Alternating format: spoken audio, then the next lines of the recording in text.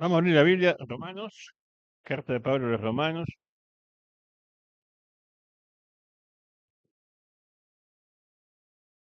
Vamos a leer de los últimos versículos del capítulo 11.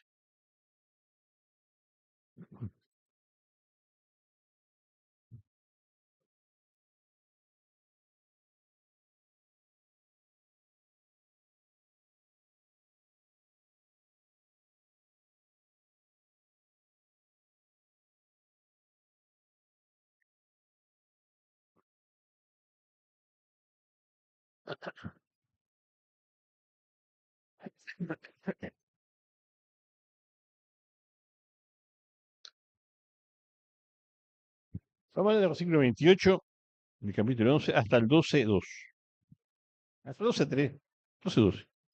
Dice 11:28, hablando de los judíos. Porque así, en cuanto al Evangelio, son enemigos por causa de ustedes, pero en cuanto a la elección, son amados por causa de los padres. Porque irrevocables son los dones del llamamiento de Dios.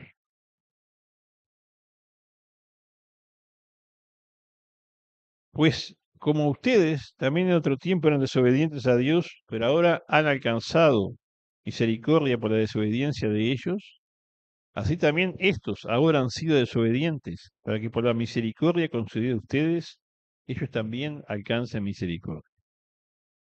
Porque Dios sujetó a todos en desobediencia, para tener misericordia de todos. Oh profundidad de las riquezas, de la sabiduría y de la ciencia de Dios. Cuán insondables son sus juicios e inescrutables sus caminos. Porque ¿quién entendió la mente del Señor? ¿O quién fue su consejero? ¿O quién le dio a él primero para que le fuese recompensado? Porque de él, y por él, y para él son todas las cosas.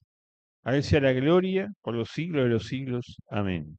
Así que, hermano, te ruego, por las misericordias de Dios, que presenten vuestros cuerpos en sacrificio vivo, santo, agradable a Dios, que es vuestro culto racional. No se conformen a este siglo, sino transfórmense por medio de la renovación de su entendimiento, para que comprueben cuál sea la buena voluntad de Dios, agradable y perfecta. Te damos gracias, Padre, por tu palabra. Te pedimos ahora que tú nos enseñes, que te muestres a nosotros y nos enseñes lo que aquí dejaste escrito, Padre. Y que todo esto sea para la honra y la gloria tuya, Señor. Gracias por cada uno de los que estamos aquí. En el nombre de Cristo, amén. El otro día estuvimos viendo que Israel ya había sido desechado para siempre, ¿verdad? Eso es lo que vimos. No, claro que no, es lo contrario, ¿verdad? Irrevocables son los dones del llamamiento de Dios. Si las promesas que Dios le hizo a Israel siguen vigentes, ¿eh? O sea, Dios va a cumplir las promesas que le hizo a su pueblo. Eso entendamos lo que es así. Por supuesto que los judíos que no creen se pierden como cualquier otra persona. O sea, generación tras generación han sido incrédulos, apóstatas, rebeldes y se han perdido. Pero Dios ha prometido que al final del tiempo, eso es muy importante leerlo, leerlo directamente en las Escrituras.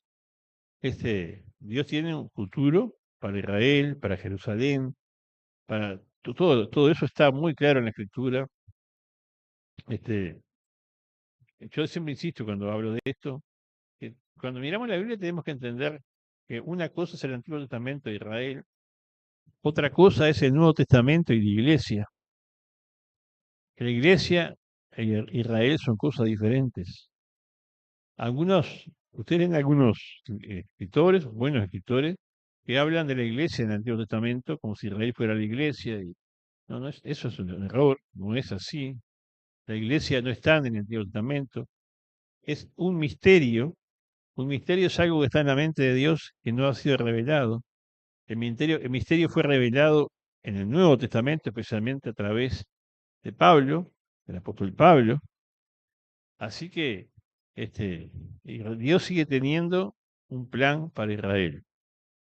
Cuando ustedes estudiamos los profetas menores especialmente, pero están todos los profetas, estudian, ustedes ven que Dios tiene un plan para el futuro de Israel, para el futuro. Un plan que no se, que por supuesto no es esa cosa que hay ahora, eso no es de Dios, no. Dios le va a dar, le va a dar el reino a Israel, no a bombazo, eso no se, no nos entreveremos con esas cosas. Este, eh, ellos van a reconocer al Mesías, cosa que lo siguen negando, al final lo van a reconocer. Leímos Zacarías, esos que dicen, mirarán a que traspasaron y llorarán. Que va a venir Jesús, van a ver que traspasaron porque las señales de la cruz están en el cuerpo de Jesús, porque no son defectos, son estigmas, son cosas, marcas gloriosas que hablan del triunfo de la gracia de Dios para salvarnos de nuestros pecados a través de la cruz, ¿verdad? Así que eso es maravilloso pensar. Y se van a convertir y toda la nación se va a salvar.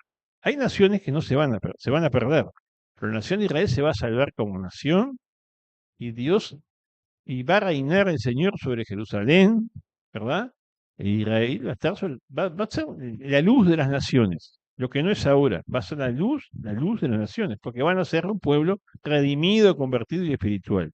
Como ustedes miran a Israel, ustedes ven que va a haber un renacimiento espiritual, una conversión, ¿verdad? Eso es lo que va a pasar al final del tiempo. ¿Cuándo? No sé, cuando venga el Señor. La iglesia ya no va a estar en ese tiempo. La iglesia es otra cosa. La iglesia se cierra, digamos, se completa con el arrebatamiento. La iglesia va a ser arrebatada, va a ser llevada para que no pase por la gran tribulación. Y cuando la iglesia se ha quitado de este mundo, va a pasar todo lo que se revela en Apocalipsis 4 en adelante, ¿verdad? Dios va a derramar su ira, el juicio de Dios sobre esta tierra. Un juicio como nunca ha habido, ¿verdad? Es un juicio tremendo. Después, y mientras eso acontece en la tierra, mientras la tierra sufre la gran tribulación, en los cielos, el Señor va a celebrar la boda del Cordero, esas cosas, muy buenas de saberlas. Este, eh, muy interesante de ver todo eso.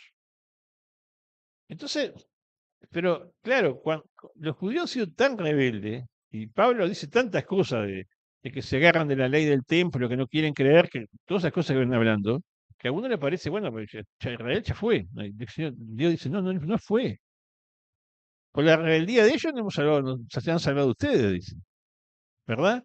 Porque ellos eran el olivo que se plantó a través desde Abraham y fueron desgajados por su rebeldía. Pero ustedes son injertados, ¿verdad? Nosotros éramos algo silvestre y fuimos metidos ahí. ¿Cómo se llama? De hecho, eso que hace Muleri, como es injertado, ¿verdad? Este, eh, pero ellos también se van a convertir al final. Eso más o menos dice eso. Entonces,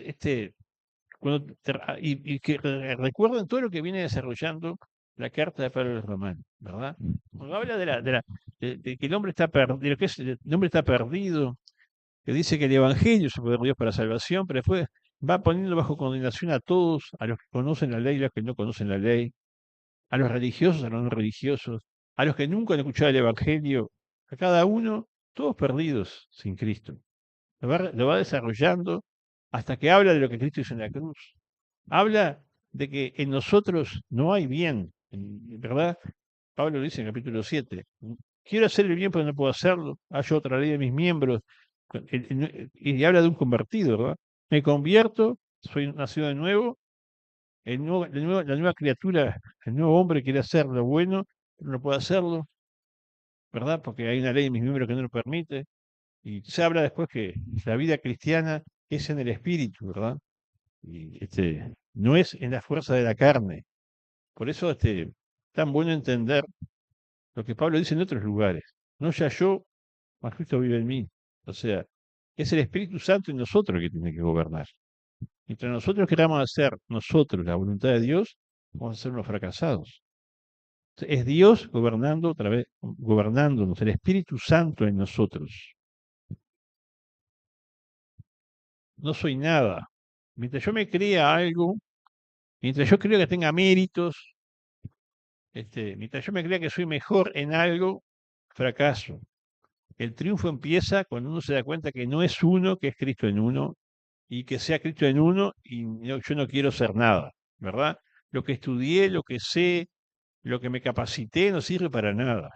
Lo que importa es la nueva criatura y el Espíritu Santo gobernándome.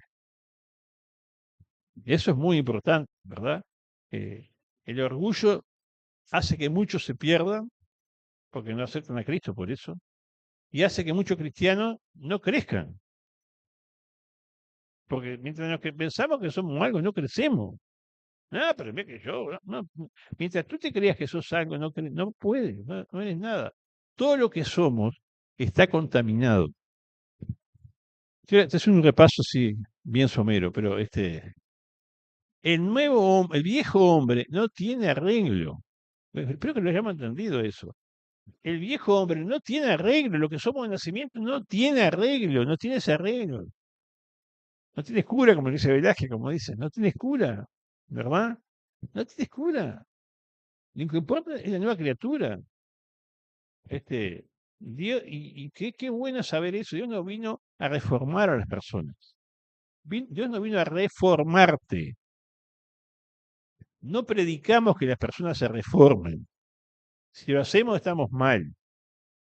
Predicamos que las personas tienen que nacer de nuevo, porque lo que son, como yo, como todo, lo que somos de nacimiento no sirve para nada. No sirve para nada. No sirve. No, nunca va a agradar a Dios. Todo está contaminado por el pecado.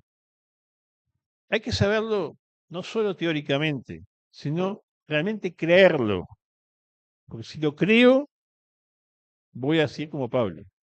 Lo que ahora vivo, lo vivo la fe del Hijo de Dios. Ya yo, a Cristo vive en mí. No soy yo, es Cristo en mí. No quiero vivir yo. Es un poco un poco no, es lo que más Jesús le enseñaba a los discípulos. El que quiera venir por de mí, niéguese a sí mismo. Tome su cruz, o sea, muera a sí mismo y sígame. Niéguese a sí mismo, vive una vida crucificada al yo y sígame. ¿Verdad? Más o menos. Entonces, después que llega, y bueno, ya ahí habla de que los judíos, porque que buscar la justificación por obra se pierden, habla de que nosotros entramos en la salvación y que ahora hay y cuando uno mira la historia de la iglesia se da cuenta cuánta gente conoció, conoce y conocerá hasta que el Señor venga a Dios y la gracia de Dios. Es enorme la cantidad de gente, enorme, enorme, enorme, enorme, en todo el mundo, ¿verdad?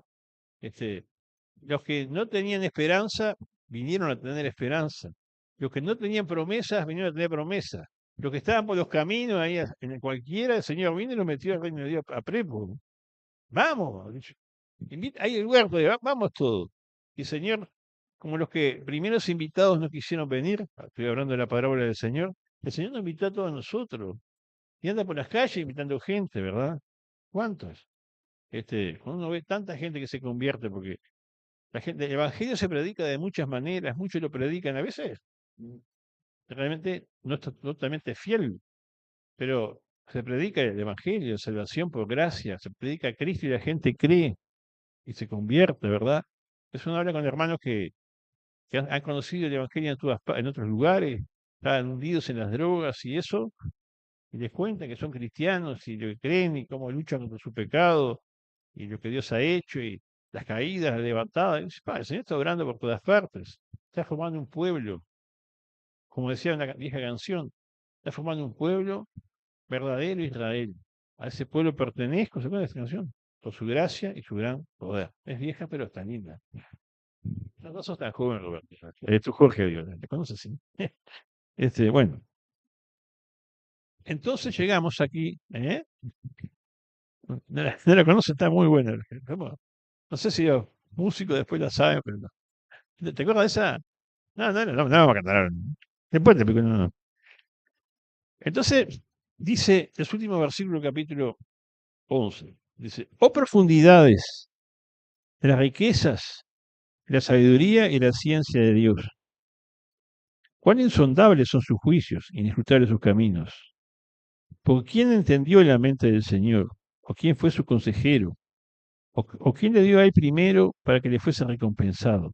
Porque de él y por él y para él son todas las cosas. Eh, este pasaje realmente es fabuloso, realmente una alabanza impresionante, porque está hablando de la sabiduría de Dios. Nosotros a veces pretendemos aconsejar a Dios cómo hacer las cosas, ¿no? O le preguntamos cosas. ¿Pasa o no? Entonces acá dice, después de mirar todo el proceso que va a hablar de la justificación, de la justicia de Dios y cómo Dios salva al hombre, dice, oh profundidad de la riqueza, de la sabiduría y de la ciencia de Dios. La sabiduría de Dios es tan profunda que no podemos escrutarla, ¿verdad? Realmente nosotros cuando miramos cómo hace las cosas Dios, las podemos entender. ¿Ustedes podemos entender la sabiduría de Dios? No podemos entenderla. No podemos entenderla. Este, antes decía que Él es rico, ¿verdad? Pero ¿rico en qué es? ¿En qué es rico Dios? De muchas cosas, pero en misericordia, lo que hemos visto en este capítulo, en misericordia, en amor, en gracia, en fidelidad, en bondad y en poder, ¿verdad? Dios es rico en misericordia, porque cuando va mostrando el desastre que somos, cuando vemos que si la situación en la que llegamos es por culpa nuestra, y que Dios tiene misericordia, mucho más de lo que nosotros pudiéramos imaginar. Nosotros nos metemos en lío, no nos metemos en lío, cantidad de lío. Y llegamos a situaciones terribles por culpa nuestra, por nuestros pecados. Y Dios, en vez de aplastarnos como merecemos, es rico en misericordia. Uno no puede entender la misericordia de Dios. A veces es tan grande la misericordia que tiene hacia nosotros que uno no puede creer. ¿Será así? No, pero Dios tiene que castigarme un poquito, porque el profeta del mal que tiene que castigarme un poquito. A veces nos parece eso. Pero es que fuiste castigado ya en Cristo. Porque la sabiduría de Dios es así. Claro que merecemos ser castigados por el mal que hacemos. Pero el que recibió el juicio por el mal que hacemos es Dios, es Cristo en la cruz. Y eso, la sabiduría de Dios es esa. La cruz es sabiduría. La sabiduría de Dios está en la cruz, lo dice Pablo a los Corintios. Por supuesto que merecemos ser castigados. Pero ojalá entendamos que en la cruz se ve la misericordia, el amor y la gracia de Dios hacia nosotros. Y que Dios sigue siendo bueno y santo. Porque Dios tiene compasión de nosotros, pero sin decir que sos bueno. Sos pecador. Mereces el castigo. Pero Cristo llevó tu castigo. Llevó tu pecado. Y por eso te puedo salvar. Disfrutemos de eso, hermano. Porque muchas veces nos damos cuenta que los pecados que hemos cometido son muy graves. ¿No le ha pasado eso? Y uno trata de uno mismo de justificarse, hacer algo para justificarse. Porque no puede entender lo grande que es la misericordia de Dios. Son graves los pecados. Ojalá nunca lo hubiéramos hecho. Ojalá nunca hubiéramos andado por algunos caminos en los que hemos andado o tomado decisiones que no debiéramos haber tomado. Pero si estamos en Cristo, hemos sido salvados por la gracia de Dios. Dios nos miró y no mandó un rayo. Dios nos mandó y mandó a Cristo para salvarnos. Y ese pecado también fue salvado. Y es bueno tener la misericordia de Dios, porque de que entendamos la misericordia de Dios, va a depender que nos consagremos a Él, como dice en el capítulo siguiente. ¿Cómo podré consagrarme yo a Dios? Si entiendo su gracia, su misericordia, su amor hacia mí. No es por obras, es por gracia. Este, Y Dios tuvo una sabiduría infinita para salvar. No hay, ustedes pueden leer, es bueno leer, le digo, de todo, este, leer de todo, es leíble, ¿no? Pero no van a descubrir en ninguna parte la gracia de Dios sino en Cristo. La gente dice, y creo que está bueno hablar esto hoy, no sé con quién hablábamos el otro día de esto. Ah, creo que fue con los jóvenes cuando nos juntamos. Un grupo de jóvenes que leemos. Son ellos jóvenes, yo no, los otros son jóvenes. Este, dice, Dios no es que nos acepta, dice, nos acepta como somos. ¿En qué sentido nos acepta como somos? Para salvarnos de lo que somos. Pero no acepta que seas lo que eres, a ver si me entiendes. Es muy distinto. Y no acepta que seas chorro, homosexual, ladrón, mentiroso, traidor. No, no. Te acepta como eres para salvarte, pero no lo que eres, es distinto. Es muy importante eso. O sea, Dios quiere cambiar la vida, quiere otra vida para nosotros. Claro que nos acepta en nuestros pecados. A ver, escuchemos bien. Nos acepta en nuestros pecados para librarnos de nuestros pecados. Si alguien quiere sacarse los pecados para ir a Cristo, nunca lo va a lograr, ¿eh? El único que nos redime, que nos libera del pecado, de las que rompe las cadenas del pecado, es Jesucristo. Vamos en cadena a Jesucristo. Vamos sucios, hediondos. Y Cristo nos toma, rompe las cadenas, nos lava, nos baña, nos limpia y nos libera. Nos sienta al lado de Él. ¿Verdad? Eso es la gracia de Dios. Así es. Este, Solo Dios pudo tener esa sabiduría tan profunda, ¿verdad? Es sabio Dios. Y Dios es sabio en todas las áreas de nuestra vida. Es sabio en todas las áreas de nuestra vida. Profundidades y la riqueza de la sabiduría de Dios. A nosotros, miren, nosotros somos como un niño de 2 años al lado del padre o la madre. Puede entender, algunos están tan extraviados que puede entender todo lo que el padre le guía a su hijo a hacer, no puede entender todo. No, ¿cómo va a entender 2 años una persona de 20, 30? No puede entender. El que sabe es el padre, la madre, pero es sabio. Y Dios es mucho más la diferencia entre nosotros y Dios. Nosotros queremos que Dios nos guía a hacer las cosas. Nosotros no podemos entender. Dios nos guía, hace muchas cosas en nuestra vida que no podemos entender, pero es para bien, porque es la bondad de Dios, como dice aquí mismo, ¿verdad? Dios, cuando estemos en su presencia, muchas cosas las vamos a ver más claras, pero Dios hace muchas cosas en nuestra vida que no podemos entender porque nos pasan. Dios nos ama, hermanos. Y a veces nos enfermamos, tenemos accidentes, tenemos decepciones en el trabajo. ¿Sí? ¿Por qué Dios? Porque Dios sabe. La sabiduría de Dios está en el control. El Dios sabio está en control. Dios nunca ha dejado ni va a dejar de estar en el control de todo. Que sí, podemos confiar en Él. Por supuesto que no entendemos. No entendemos nosotros. Muchas veces sí, no entiendo. No entiendo, me duele, pero puedo confiar. Es lo que aprendió Job. No entiendo, me duele, pero puedo confiar en su inmensa sabiduría. Confiemos así, hermano.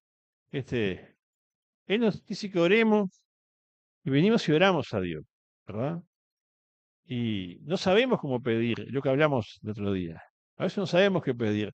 A mí me asombra una cosa que Dios me está enseñando, que el Espíritu Santo ora en nosotros con gemido indecible. Cuando nosotros no sabemos qué pedir, el Espíritu Santo ora con gemidos indecibles, impronunciables, porque Dios vive en nosotros. Es así. Nos arrodillamos delante de Dios y pedimos una cosa, otra, no sabemos, pero Dios, el Espíritu Santo ora, pero tenemos que presentémonos delante de Dios para que eso pase, ¿verdad? Y nuestras palabras expresarán una cosa que capaz que no es de todo correcta, pero Dios sabe mucho más que nosotros. Este, Como alguien dice, ¿quién le va a enseñar a Dios a gobernar el mundo? Nosotros no vamos a darle consejo a Dios de cómo gobernar el mundo, porque uno quiere dar consejo a Dios cómo gobernar el mundo porque está bastante bromado, ¿no? Dejá que Dios sabe cómo gobernar, pero mi vida también, tu vida también sabe cómo gobernarla. Confía en Él. Pues, confía en Él y sí, tienes que saber que tan grande es su sabiduría que a veces no vas a entender. A veces sí vas a entender las cosas, pero muchas veces no vas a entender. ¿De cuántas cosas no habrá librado Dios? Y ni sabemos, hermano. ¿De cuántas cosas nos libra Dios que ni sabemos? Y a veces descubrimos, menos mal que no fui allí, que me pasó esto, porque sino que a veces uno te da una pauta, pero a veces no te da pauta. Dios está en el control de todo y de cada uno. Dios puede estar con todos a la vez y ocuparse de cada uno a la vez. Nosotros, los que tienen varios hijos, saben, que tienen varios hijos, estar con todos. Trata, pero muchas cosas te escapan. Y también en la iglesia queríamos ocuparnos de todo, pero muchas cosas se nos escapan. Pero a Dios no se le escapa nada, de nadie. Dios es el Dios personal de cada uno. Personal en el sentido que tiene relación personal. Entendamos y confiemos en Él. Tenemos que buscar confiar en Él, ¿verdad? Y por supuesto, buscar y que queremos conocerlo. Para eso estudiamos la Biblia, oramos, escuchamos, todo eso. Pero, bueno, está bien que lo conocemos, pero muchas cosas no las vamos a conocer. Confiemos en Él, aunque sepamos quién entenderá la mente de Dios. El Espíritu de Dios la entiende. El hombre, lo dice Corintios. ¿Quién entenderá el espíritu del hombre? ¿Quién entenderá al hombre, el espíritu del hombre? ¿Quién entenderá a Dios, su espíritu? Su espíritu, el único que lo puede entender, ¿verdad? Nuestro razonamiento no puede comprenderlo, ¿verdad? Así que, con misericordia, amor, gracia, fidelidad, bondad, poder, su sabiduría infinita, inescrutable, incomparable, invencible la sabiduría de Dios. Su conocimiento, Él sabe todas las cosas, es omnisciente. Él tiene sabiduría y conocimiento. ¿No? O sea, por conocimiento es saber las cosas. ¿Qué no sabe él? No sabe ni se le olvida. Él sabe. A nosotros, ¿a ustedes se le olvidan cosas? A veces, claro que se me olvidan cosas. Y dice que a los viejos más que. Me mandó está bueno lo que me mandaste. A veces se me olvidan cosas, estamos más lentos cuando viejo. Pero a Dios no se le olvida nada. Nosotros a veces, justamente por olvidarnos, nos, dejamos de hacer alguna cosa, nos equivocamos. Pero a Dios no se le olvida nada, siempre tiene todo presente. Él sabe todo y sabe mucho más de lo que podemos imaginar. Sus decisiones a veces no las podemos conocer, no las podemos explicar. ¿Eh? Sí, Dios sabe las posibilidades, sabe las posibilidades, o sea, Dios sabe que tomaste esta decisión, ¿qué hubiera pasado si no hubieras tomado la otra? O sea, saben, ¿me entienden? Saben todo el abanico de posibilidades incontables, lo sabe. Sus decisiones son inescrutables, en el sentido de que es tan alto el conocimiento de Dios, que a veces tomar una decisión, no nos va a pedir consejo a nosotros. Creo que dice en Job, pero bueno, se ve muy bueno eso, ¿no? Pregúntame de Job. Y le empieza a decir, ¿dónde estabas tú? Y si sabes esto y el otro, y él le empieza a preguntar cosas y Job no sabía nada. Entonces, y nosotros, si Job no sabía nada, nosotros tampoco, entonces, nosotros podemos decir que confiamos en Dios, por supuesto que buscamos su palabra hacer las cosas como Él dice, pero hay cantidad de cosas que no entendemos y creemos igual, ¿verdad? Este, por eso, ante este Dios tan grande, la gloria tiene que ser para Él. A Él sea la gloria. A Él sea la gloria. Este Dios glorioso, porque este Dios glorioso que nos llama hijos, en Cristo nos llama hijos. Nos ha adoptado como sus hijos, sus amados. Pagó el precio de la sangre de Cristo por nosotros, este grandísimo Dios. Esta cosa no te puede creer. Llame, Dios tan grande, tan maravilloso, tan santo, nos compró a precio de sangre para que fuéramos de Él llamados hijos. Es una cosa maravillosa. Eso es lo que somos en Cristo, ¿verdad? Y cuando Le predicamos a las personas para que lo conozcan. Dios quiere que esas personas también sean hijos de Dios, como somos nosotros, ¿verdad? Este, solo nosotros, porque la mayor parte de la gente dice, no, que se vaya, que no quiere que mucha gente ande bien, pero Dios quiere que todos anden bien, no como están, sino como Él es capaz de transformarlos, ¿verdad? Eso es maravilloso. Entonces, teniendo en cuenta esto, dice versículo 1 del capítulo 12. Así que, hermanos, les ruego por las misericordias de Dios, que presenten sus cuerpos a sacrificio vivo, santo, agradable a Dios, que es vuestro culto racional. ¿Cuál es el culto, la adoración? Presentar nuestro cuerpo en, en, en sacrificio, no vivo, no cruento, vivo, para servirlo. Pero, ¿cuál es la motivación? La motivación para ofrecernos la misericordia de Dios. No es la ley, no es la obligación, no es por religión, es porque si Dios ha hecho esto conmigo, me ha amado así, entonces me entrego. Si siendo yo el primero de los pecadores, Cristo me ha hecho todo esto por mí, quiero vivir para Él, quiero ponerme en sus manos todo mi cuerpo para vivir para Él. Y es mi cuerpo, todo lo que soy, mi ser, mi cuerpo, ¿no?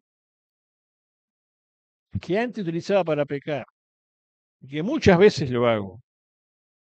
Ponerlo en la mano de Dios como un culto de adoración. Porque este Dios maravilloso, para extender su reino, usa nuestros cuerpos. Ya terminé con esto. Este Dios maravilloso, para extender su reino, usa tu cuerpo, mi cuerpo, el cuerpo de sus hijos. Nosotros, nosotros somos los labios de Dios, las manos de Dios, las piernas de Dios. Dios hace, la iglesia de Cristo es la que se extiende y predica, y lo hace a través de nosotros. Somos el cuerpo de Cristo. Por eso dice que ofrezcamos nuestros cuerpos en sacrificio vivo, santo, agradable a Dios. ¿Verdad? Impulsados por su misericordia. Yo he pensado, porque me falta, hermano, no tenemos que ser personas de acción, ni pragmáticas. Estoy hablando en esto, no en otras cosas. Tenemos que ser gente espiritual. Tenemos que buscar a Dios personal, en lo íntimo, personalmente buscar a Dios. Y entonces me pregunto yo y pregúntate tú, ¿cuánto buscas a Dios? Porque para que la misericordia de Dios te mueva, tienes que reflexionar en ella, detenerte en ella, tener intimidad con Dios y pensar en eso. Pensar, cuando hablas de la Biblia, pensar, dedicarle tiempo a Dios, al encuentro con Dios. Pero no para salir, no es que vayas a salir a dar clases por ahí, no, para un encuentro con Dios, que Dios te trabaje en tu vida, ¿verdad? Y como no lo dije yo, lo dijo alguien que predica. Estamos viviendo un tiempo muy difícil, de toda acción y de toda acción, acción, acción. Por supuesto que tenemos que ser persona de acción, porque si no, no se convierte en nadie, pero antes de la acción, tiene que haber intimidad con Dios. La acción sin intimidad con Dios, a la larga, va a ser pérdida de tiempo. La acción sin intimidad con Dios, a la larga, va a ser pérdida de tiempo. Entonces pregúntate, ¿tú tienes intimidad con Dios? El Señor nos muestra eso. Pocas personas fueron personas de acción como el Señor fue. O, no sé si hay otro como Él. Hombre, no hay otro. Pero el Señor, antes, cuando tenía más cosas que hacer, toda la noche estaba en la presencia de Dios orando. Y era Dios hecho hombre. Pero como hombre oraba toda la noche. Miren los evangelios. Oraba, se presentaba delante de Dios. Y eso nosotros tenemos que hacer cosas muy difíciles para Dios y oramos rapidito. No puede ser. Si el Señor buscaba a Dios de esa manera para servirle, y nosotros tenemos que hacer lo mismo. No podemos tomar decisiones, obrar sin estar en las manos de Dios. Para eso tenemos que buscarle, ¿verdad? A Dios le encanta estar a solas con nosotros. Al viejo hombre no le gusta estar a solas con él. Vos te duermes, te distraes. Pero a la nueva criatura sí que le estará en la presencia de Dios. Con el Espíritu Santo puedes hacerlo. Yo les invito a que sigan leyendo Romanos, capítulo 12. ¿Alguien quiere aportar algo? Porque hoy hablé solo y nadie me cortó. Pero se puede participar, ¿eh? ¿Ah? Bueno. Dale, Daniel, sí, Daniel, sí, sí.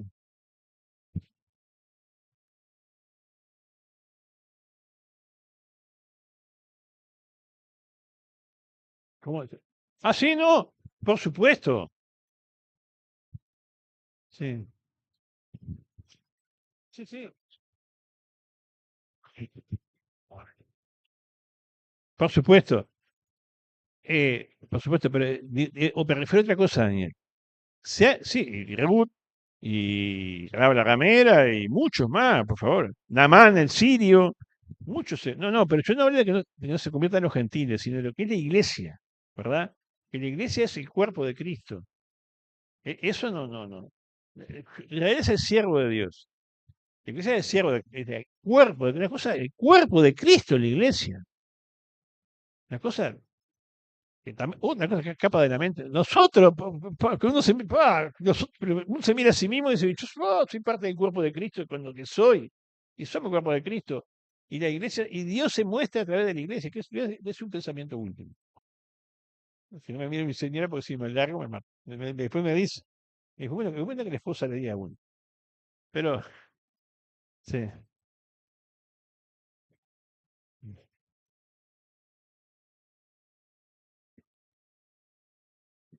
sí, pero. Mm. Por eso, ahí está. Eh, eh, sí, por eso está. No, no era el tema, pero es muy importante eso, sí. Sé que en el Antiguo Testamento Dios se mostraba, por ejemplo, a Israel se le mostraba con grandes señales, prodigios, ¿verdad? Es así. Después, cuando vino Jesús, Dios estuvo en Cristo en la tierra. Ahora, Dios está en nosotros en la tierra. ¿Cómo puede la gente conocer a Dios, ver a Cristo? A través de ti. Dios ve a Cristo, a través de la iglesia no lo ve. Lo ve a través de nosotros, no lo ve. Somos nosotros, la casa de Dios. No el edificio. La casa de Dios somos nosotros. Las personas